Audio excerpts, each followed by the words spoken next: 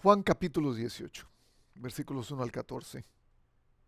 Cuando Jesús terminó de orar, salió con sus discípulos y cruzó el arroyo de Cedrón. Al otro lado había un huerto en el que entró con sus discípulos. La primera parte, cuando Jesús terminó de orar. Hay algo que hacemos después de orar. Él ya ha orado por sí mismo, por lo que viene, por lo que tiene por delante. Él ya ha orado por sus discípulos, por los 11 que estaban con él. Él ya ha orado por nosotros, lo vimos las 3 semanas anteriores. Él ha hecho varias oraciones. Sin embargo, la conspiración contra su vida sigue en pie. Ninguna de esas oraciones paró lo que él tenía que sufrir para llegar a la cruz. Y entonces nos encontramos en esta escena. Es la escena de un hombre sin pecado en un jardín específico, que estaba por librar una batalla con el representante del mal. Lucas 22, versículo 3, capítulo 22, versículo 3 dice que Satanás entró en el corazón de Judas para ir al Getsemaní a hacerlo preso. Y esto no es la primera vez que ocurre. La primera vez que ocurre es un hombre sin pecado en un jardín, también dispuesto a batallar contra el representante del mal, esta vez enmascarado detrás de una serpiente. La diferencia entre ambas escenas es que el hombre sin pecado en el primer jardín, el jardín del Edén, fracasó. Él sucumbió ante la tentación del representante del mal. Pero el segundo, Adán, el segundo hombre sin pecado, no fracasaría. Y este es Jesús. Está, está en sus últimos momentos, antes de, si queremos decirlo así, perder la vida. Pero en realidad no era de esa manera como él lo estaba viendo. Y entonces va caminando con sus discípulos mientras está hablando con ellos. No sabemos exactamente cuál es el momento específico donde hace las 3 oraciones por sí mismo, por sus discípulos y por nosotros. Pero sabemos que iba de camino hacia este lugar llamado Getsemaní. Y nos dice el versículo 1 que cuando termina de orar, hace 2 cosas. Sale con sus discípulos y cruza el arroyo de Cedrón. ¿Qué importancia tiene este arroyo de Cedrón? Pues bastante, porque del altar del templo donde se sacrificaban tantos corderos esa noche, de ese altar hasta este torrente de Cedrón, había un canal, un pequeño arroyo. A través de ese canal era donde se drenaba la sangre de todos los corderos que eran sacrificados en el templo y bajaba hasta el torrente. Ese es el torrente que Jesús cruza, y posiblemente mientras está cruzando el torrente, no sabemos si a través de un puente o solamente a través del agua, todavía posiblemente estaba rojo por la sangre de los corderos. Y esta es la preparación del Cordero Perfecto de Dios, que va a dar su vida por el pecado del mundo, recordando que ese es su destino, la cruz, su sangre derramada. Termina de orar y pasa por el lugar que le va a recordar su sacrificio. Es, es un recordatorio que sus oraciones posiblemente estaban buscando la fuerza que necesitaba para enfrentar esta situación. Y esta oración es la que nos da fuerzas para enfrentar estas situaciones de estos valles de sombra y de muerte a través de los cuales usted y yo pasamos. La oración no elimina la circunstancia. La oración más bien nos da la esperanza que necesitamos, la fuerza que necesitamos para atravesarlo. Y es por eso eh, quiero empezar escribiendo de una vez. La oración no cambia las circunstancias del que ora, más bien cambia el corazón del que ora. Y es ahí donde vemos lo que está pasando con Jesús. Um, la situación es la misma para él. Él va a morir. No hay salida. Pero está listo para enfrentar la sentencia. Está listo para enfrentar el castigo. Se va a enfrentar valientemente al dolor y a la tentación de no enfrentar ese dolor. Y es por eso que digo al principio, que dije al principio que este segundo hombre, este segundo Adán, es el que sale triunfante de la tentación y el dolor que causa el enemigo en ese jardín. Y pienso en nosotros. Pienso en cada uno de los cristianos que se nos ha dicho, que se nos ha insistido, que la oración es el medio a través del cual podemos solucionar nuestros problemas. Que la oración es la receta secreta que tenemos que ponerle a la vida para que los problemas puedan desaparecer.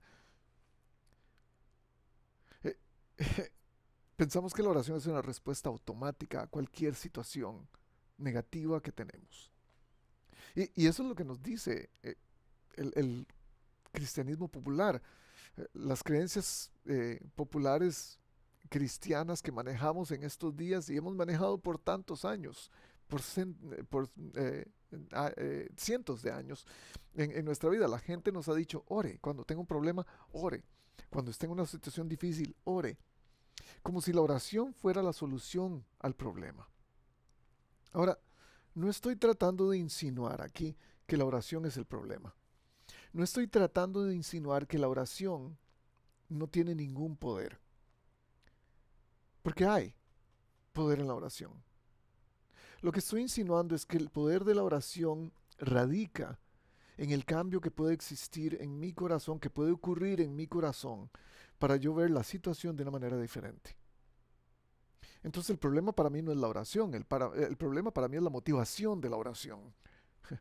¿Cómo es que nos acercamos a Dios? ¿Para qué nos acercamos a Dios? ¿Nos acercamos a Él solamente para pedirle o nos acercamos a Él para entender cómo manejar lo que viene?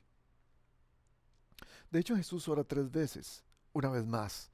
Después de que ha orado por sí mismo, por sus discípulos y por nosotros, Él ora de nuevo 3 veces cuando llega al Getsemaní.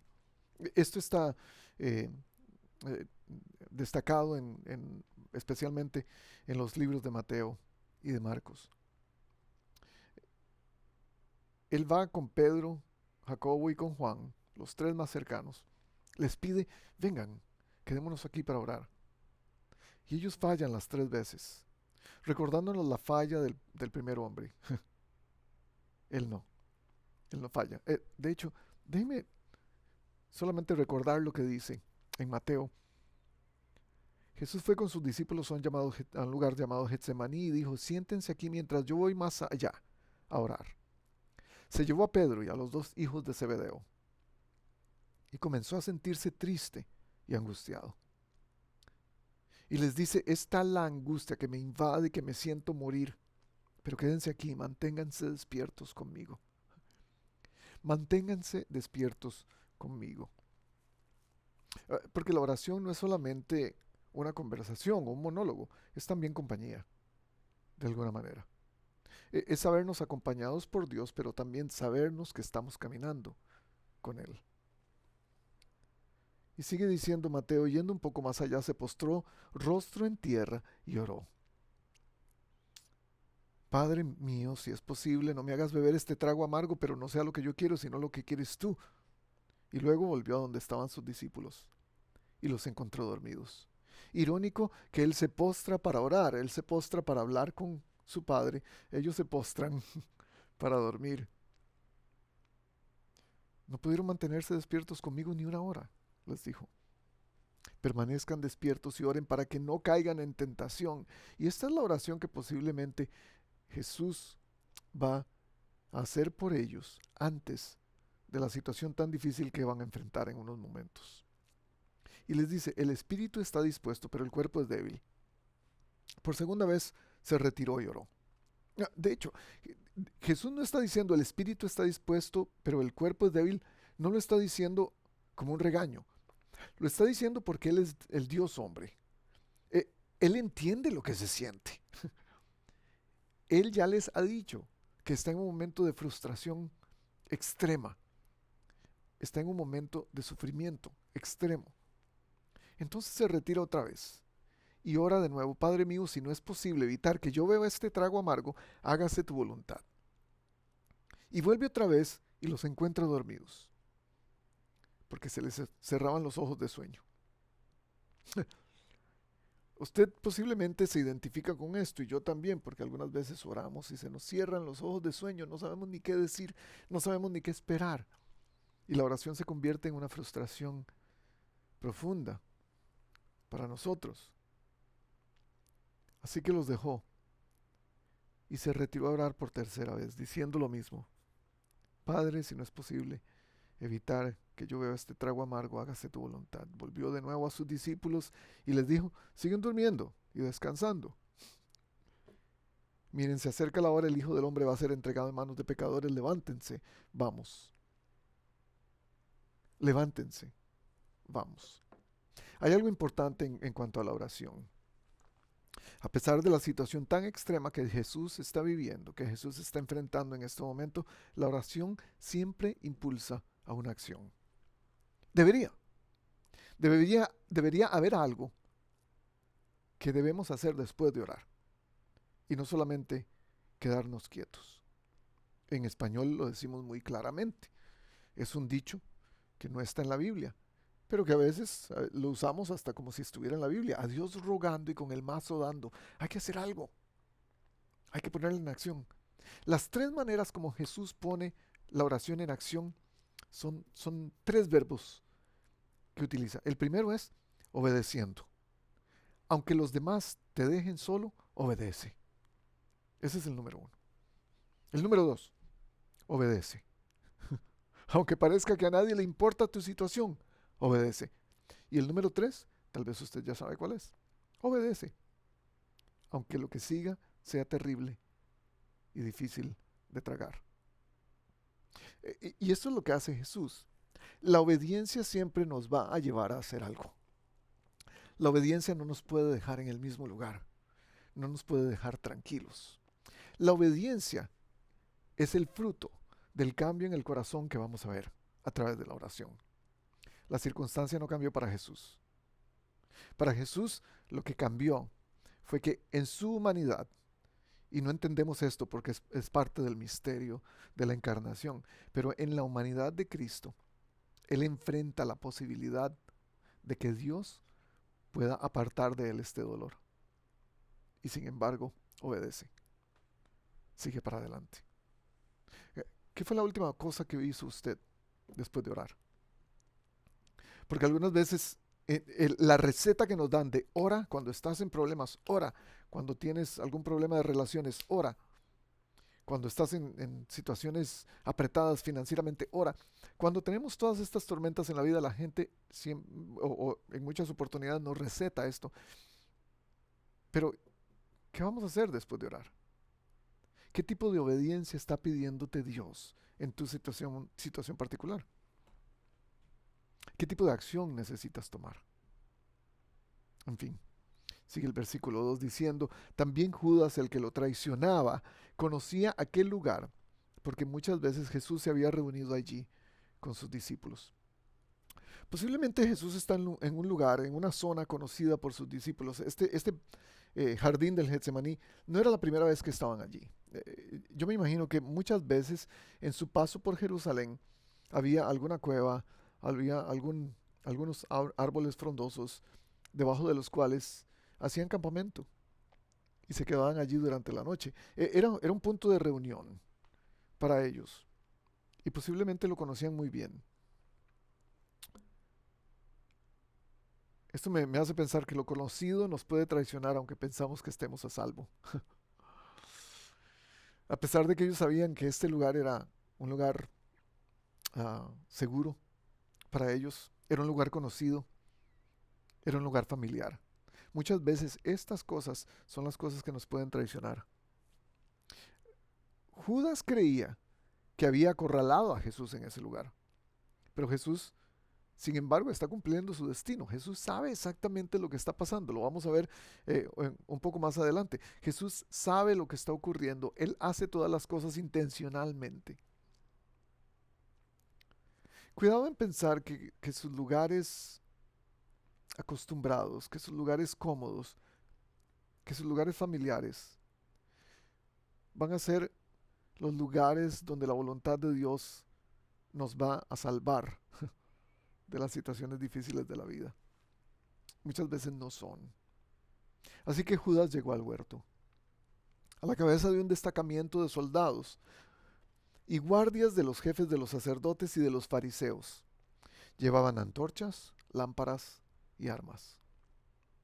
Un destacamento de soldados y guardias de los jefes de los sacerdotes. O sea, una mezcla de gente. La palabra destacamento significa una compañía de 200 soldados.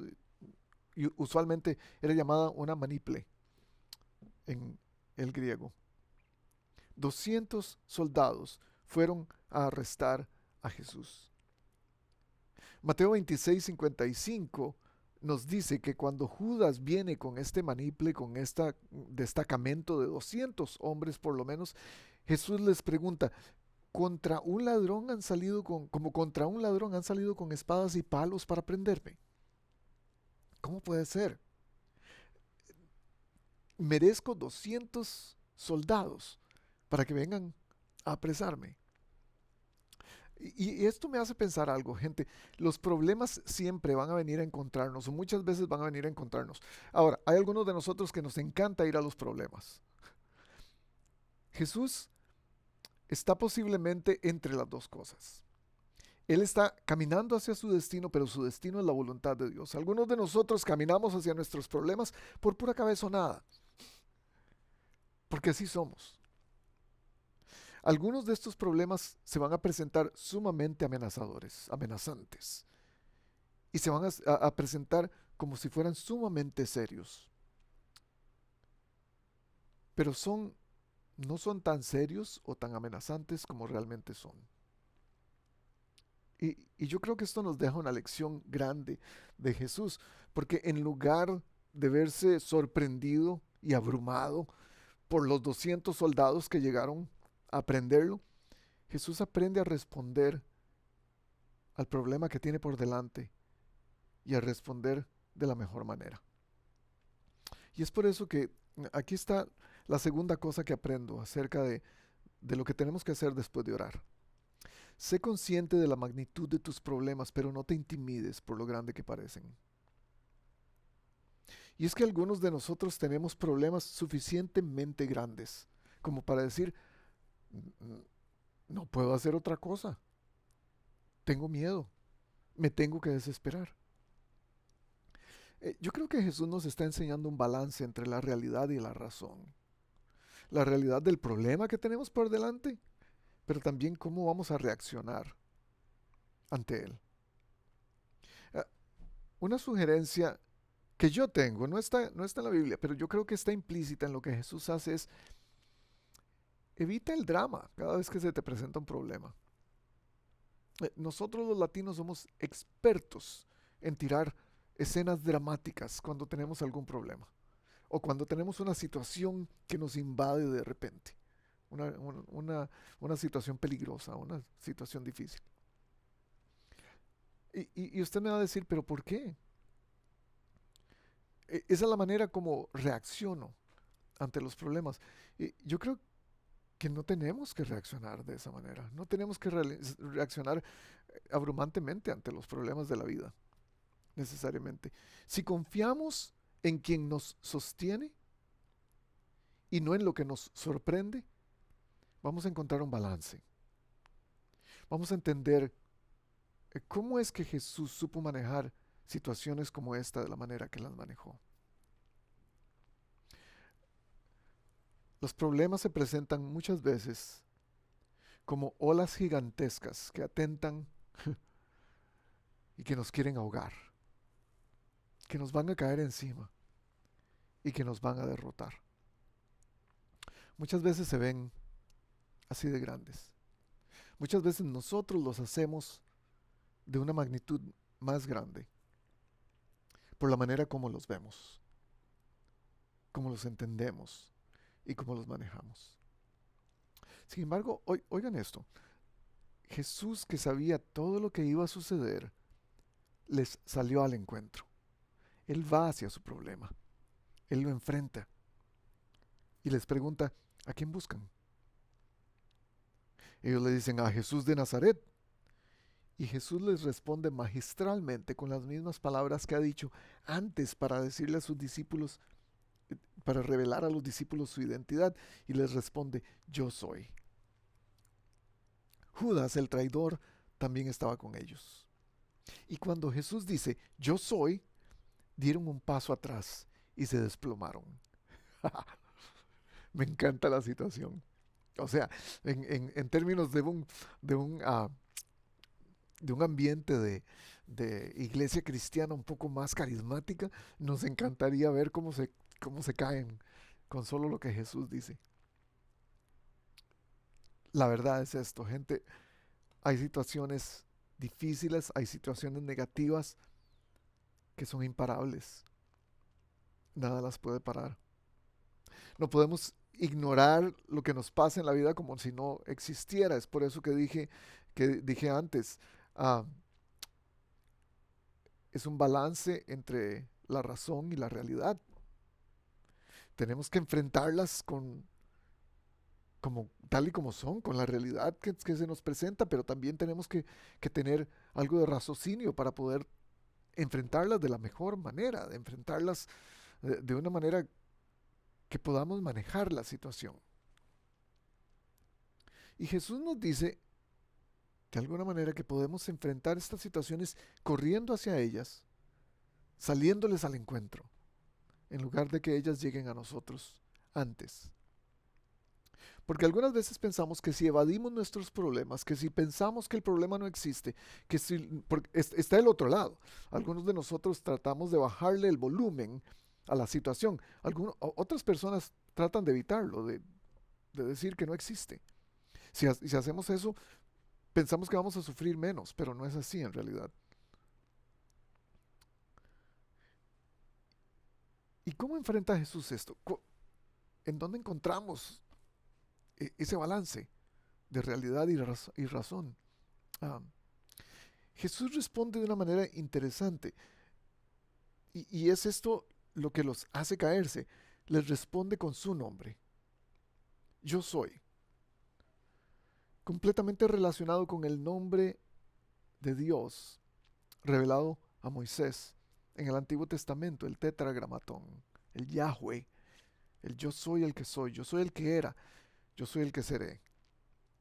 Jesús enfrenta estos problemas con preguntas antes de ser cuestionado. ¿A quién buscan? ¿A quién buscas, problema?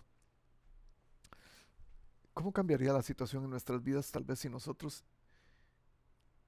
en lugar de preguntarnos cómo funcionaría si no estuviera ese problema, si empezáramos a preguntarle al problema directamente preguntas que son válidas? ¿Por qué estás aquí? ¿Qué quieres conmigo? ¿Por qué está ocurriendo este problema que me está pasando? Yo creo que eso aclararía muchas de las situaciones que tenemos en la vida. Como dije antes, algunos de nosotros buscamos los problemas solamente por cabezonada propia. Otros problemas nos buscan a nosotros porque el mundo está quebrado. Pero ¿qué tal si preguntamos a nuestros problemas en lugar de tratar de responder a ellos con temor y sobresalto?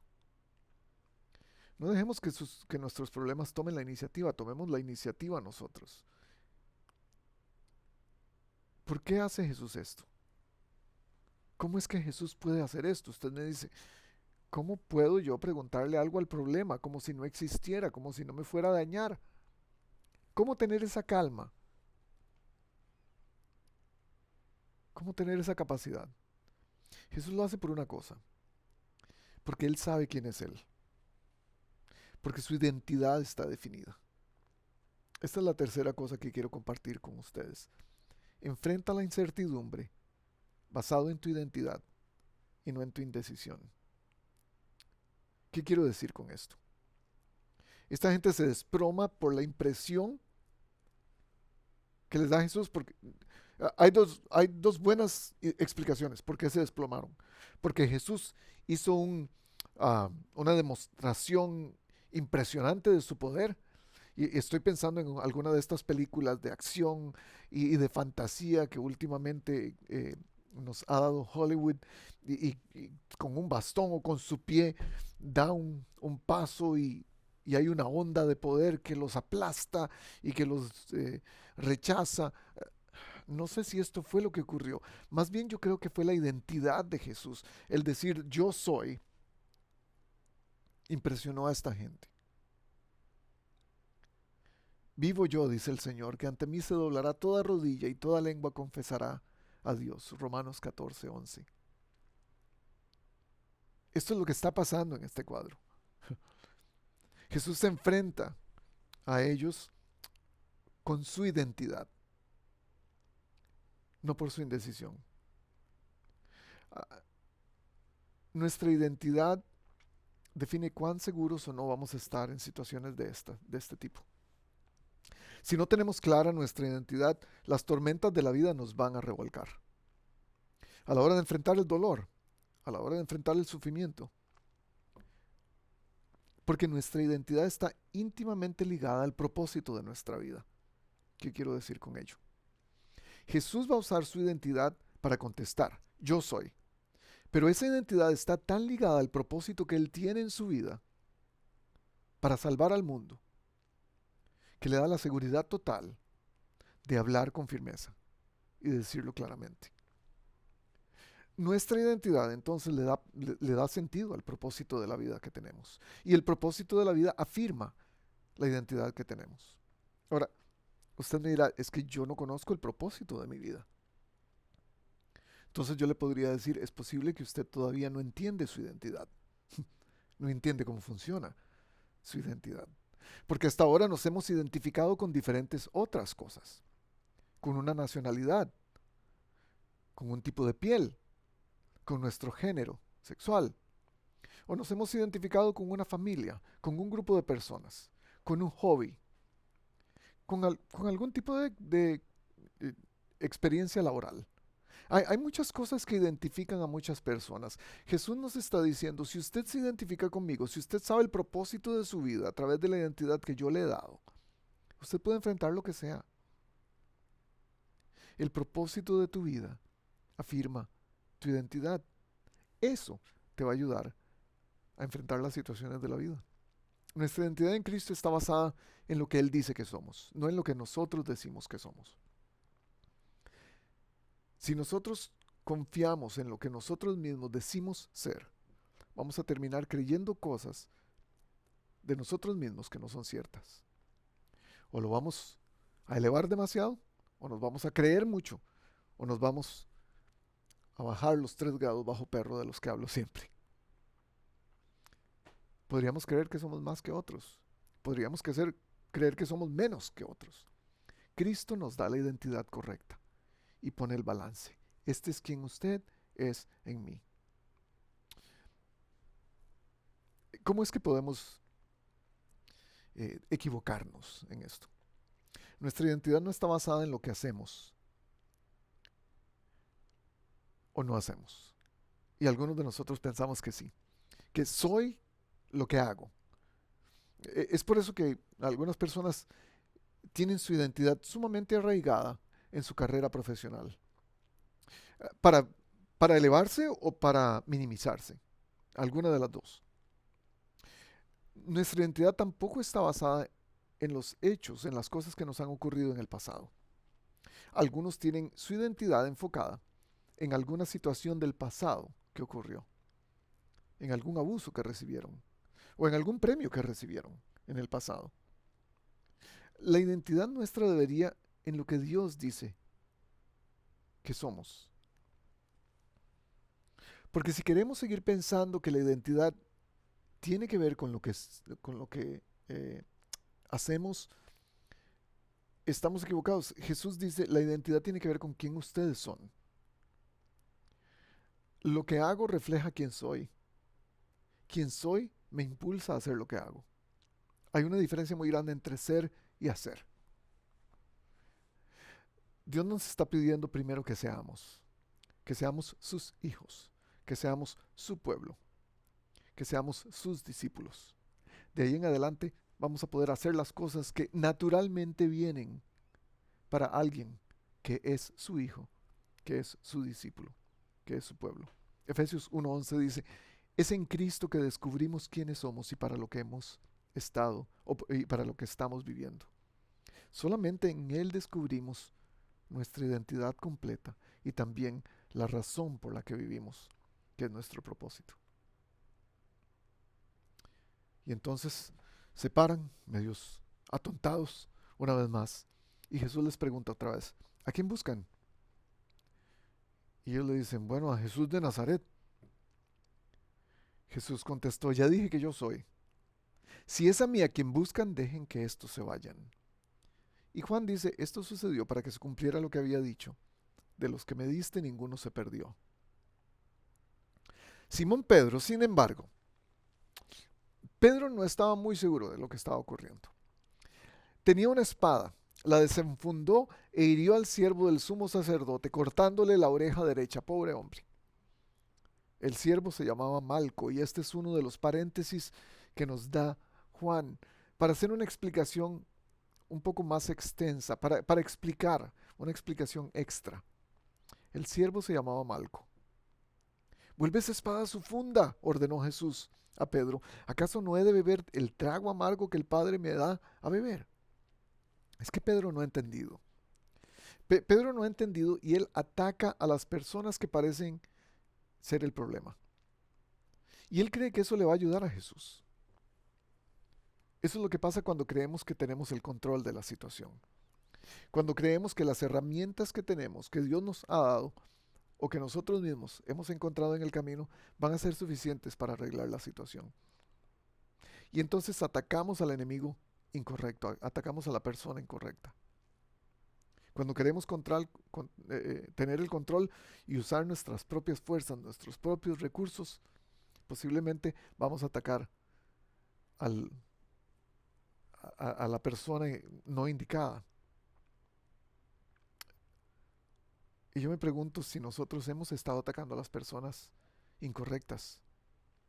En medio de relaciones difíciles, en medio de ataques personales, en medio de tentaciones, muchas veces le echamos la culpa a personas que están siendo usadas para que la situación ocurra. Y entonces decimos, no, es que yo tengo todo bajo control. Yo sé lo que estoy haciendo. Yo sé a quién voy a ponerle la demanda. Yo sé de quién voy a hablar mal en esta reunión. Yo sé de quién voy a chismear. Yo sé, porque lo tengo todo bajo control. Yo puedo manejarlo. Esa es la actitud de Pedro al desenfundar su espada. Pero Pedro no se da cuenta de algo. Él está actuando por impulso. Él está actuando no debajo de su identidad. Él está actuando debajo de su intención. Y no se ha dado cuenta, como nosotros. No nos hemos dado cuenta, porque cuando las situaciones difíciles de la vida, cuando las tormentas nos pegan directamente en la cara y aparecen de repente y nos sacan de balance y nos dejan en knockout, en el suelo, es en esos momentos cuando decimos, no, voy a atacar a alguien, voy a hacerle daño a quien me hizo daño. Y esto está muy ligado a lo que escuchamos la semana pasada en nuestro sermón. Porque muchas veces tenemos la osadía de tratar de repeler las situaciones difíciles a través de ataques personales a otras personas, aún dentro de la misma iglesia. Entonces, ¿de qué se trata esto? Decimos. Si no era asunto de cortarle la oreja a Malco, si no era el asunto de atacar a estos hombres, de hacer algo para que Jesús no fuera apresado, ¿de qué se trata? Bueno, se trata de varias cosas. Se trata de morir en lugar de matar. Se trata de curar en lugar de castigar y se trata de amar en lugar de atacar. Esto es lo que Pedro no ha entendido. Esto es lo que Pedro todavía no sabe. Porque Pedro ataca al enemigo incorrecto. No es contra sangre ni carne, dice Pablo. Es contra huestes espirituales que estamos luchando. Es la manera incorrecta de atacar los problemas, atacando gente. Porque la violencia engendra violencia. Y yo no sé cómo usted maneja sus problemas personales, yo no sé cómo maneja usted las tormentas de la vida, pero muchos de nosotros, especialmente en nuestro ambiente latino, nos da por atacar personas, por llamar a otros con nombres que no deberíamos usar, por chismear acerca de otras personas, por odiar, guardar resentimiento. ¿Cuántas relaciones rotas podríamos sanar si respondiéramos basados en nuestra identidad? ¿Cuántos problemas extra al problema grande nos podríamos evitar si reaccionáramos basados en nuestra identidad? Caramba, a mí mismo me ocurre. Cada vez que me enojo con mis hijos, muchas veces actúo tratando de minimizar el problema o de arreglar el problema atacando la actitud de mis hijos, en lugar de responder basado en mi identidad en Cristo. Y eso me lleva a un lugar de meditación profunda. ¿Qué estoy haciendo? ¿Cómo estoy tratando a otros? ¿Cómo estoy llevando a cabo la vida cristiana? Me llama muchísimo la atención que Juan se toma la molestia, entre paréntesis, de decirnos que el nombre del tipo es Malco. Nos da el nombre del sujeto, del desorejado. ¿Y por qué? ¿Cuál es la razón de esto? ¿Qué importancia tiene? Lo que pasa es que, gente, Jesús se interesa por todos. Él es quien se encarga del herido. A él no le importa de cuál bando es. Él siempre va a estar atento de la persona que ha sido herida. Y no quiere que nosotros lo hagamos. Es el ejemplo grande de Jesús. Es el ejemplo grande que tenemos ahora mismo en nuestras oraciones por los conflictos que está viviendo el mundo, especialmente en Medio Oriente. ¿Por quién estamos orando? ¿Solamente por un bando? Es lo mismo que está ocurriendo en nuestra iglesia, en su comunidad, en su familia. ¿Por quién está orando? ¿Por la persona con quien tiene el problema o por la persona que va a atacar a la persona que lo está atacando a usted? Por eso es que oramos por todos. Que se hagan rogativas por todos los hombres, dice Pablo. Que oren por cada persona. Que amen, que curen, que mueran a sí mismos. Esto es una de las partes más difíciles. En medio de las circunstancias duras de la vida, en medio del sufrimiento de la vida, además de eso se me pide que tengo que morir. Come on. Además de eso se me pide que tengo que sanar a alguien. Se me pide que tengo que amar a alguien. Esto es difícil. Entonces los soldados, su comandante y los guardias de los judíos arrestaron a Jesús. Lo ataron. Y lo llevaron primeramente a Anás, que era suegro de Caifás, el sumo sacerdote de aquel año. Caifás era el que había aconsejado a los judíos que les convenía más que muriera un solo hombre por el pueblo. Un montón de gente viene por Jesús, 200 soldados. Además de eso, otros changos que venían ahí para ver cómo se llevaban a Jesús. El sufrimiento viene por muchos medios, por muchas vías. Soldados, comandantes, guardias, hermanos, esposas, clientes, socios, hermanos en la fe. Las situaciones de la vida vienen por diferentes personas, diferentes medios. A veces sentimos que los problemas llueven de todas partes. Es una mezcla de situaciones que nos puede hacer cautivos para llevarnos a lugares donde no queremos ir, para llevarnos a la casa de Anás, lugares donde no queremos estar, donde nunca hubiéramos pensado estar, y nos lleva atados, cautivos, presos, en lugares donde la gente nos trata mal, en lugares donde la gente nos abandona, nos mira de reojo. Y en estas situaciones podríamos decir, no es justo. No es justo que se nos ataque de esa manera. No es justo que nos vengan a apresar de esa manera. No es justo que traigan tanta gente en contra de nosotros. No es justo, y nos preguntamos, ¿cuántos hombres se necesita para arrestar a Jesús? ¿Por qué 200 y más? ¿Cuánta gente se necesita para apresarnos? La respuesta es obvia. Ninguno. Y se dice, ¿cómo? ¿Cómo que ninguno? Habían 200 y habían más todavía. No se necesita ningún hombre para apresar a Jesús. Él se entregó por decisión propia. Él estaba listo. Él decidió morir a sí mismo por usted y por mí. Él decidió amar a otros por usted y por mí. Él decidió sanar. Ese era su destino. Y si ese era el destino del Hijo de Dios, ¿cuál será el nuestro? En nuestras situaciones más difíciles. Eso era lo que Él debía hacer. Eso era lo que estaba dispuesto a hacer. Porque era su identidad. Y lo que nos da identidad a nosotros debería ser lo mismo, morir a nosotros mismos, en lugar de matar con odio, en lugar de dividir, morir a nosotros mismos. Posiblemente usted que está escuchando este sermón está diciendo, esto es para alguien más. No, esto es para usted.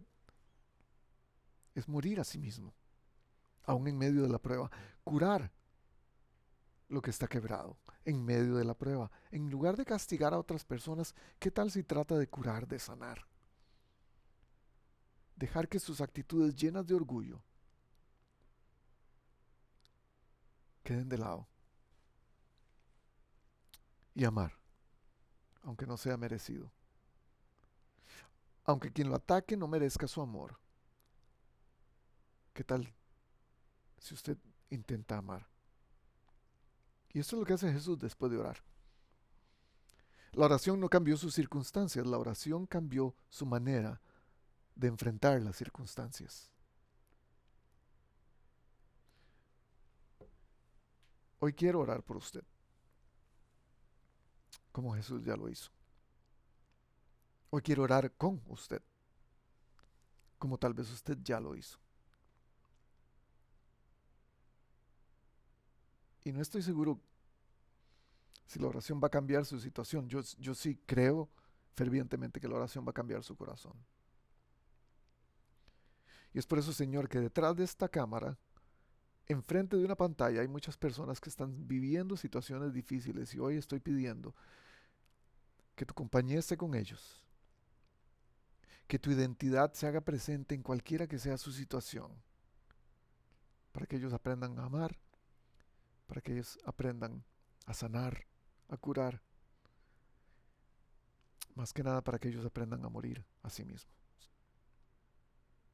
Oro en el nombre de Jesús. Mi pregunta es, ¿qué vas a hacer después de esta oración? Nos vemos la próxima.